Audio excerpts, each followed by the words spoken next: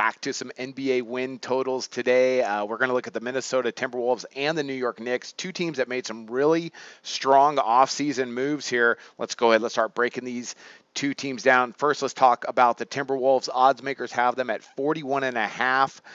Let's look at this team. All right, last season, Minnesota, they went 29-53. They had one of the youngest teams in the NBA, and they brought in Tom Thibodeau, which I think was an excellent move by them, considering they were one of the worst defensive teams in the league last season. Look for that to completely change. Their pace might change also, but look for that to change.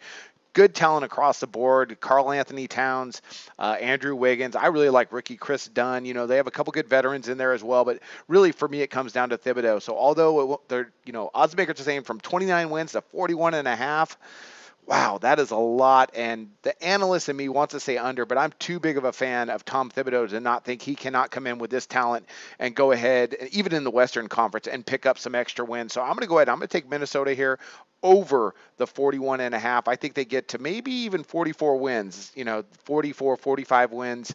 This is a good Minnesota team, good talent, great coach. Look for them to win more this season. The New York Knicks, well, we all know who they picked up. Let's talk about them.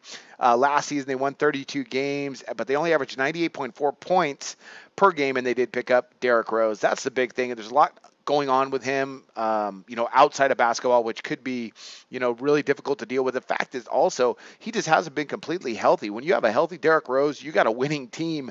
You look at their lineup, Porzingis, Anthony. I mean, they got some all-stars in there. And Jeff Hornacek, good basketball mind, good basketball coach, but I just don't know about this franchise yet. Odds makers have them at 38.5 on the wins, and I don't think they're going to get there. So I'm going to go under the total here with the Knicks. There's just too many question marks for me to make this to put any sort of value on backing over the total. So those are our two NBA picks here for the win totals. We got the Minnesota Timberwolves over the big 41.5. That's probably, I think that is the biggest disparity there is out there between last season and this season as far as odds makers predictions. So check that out and look for the best lines you can at SBR, and the Knicks under that 38.5. And I wish you luck on your picks today.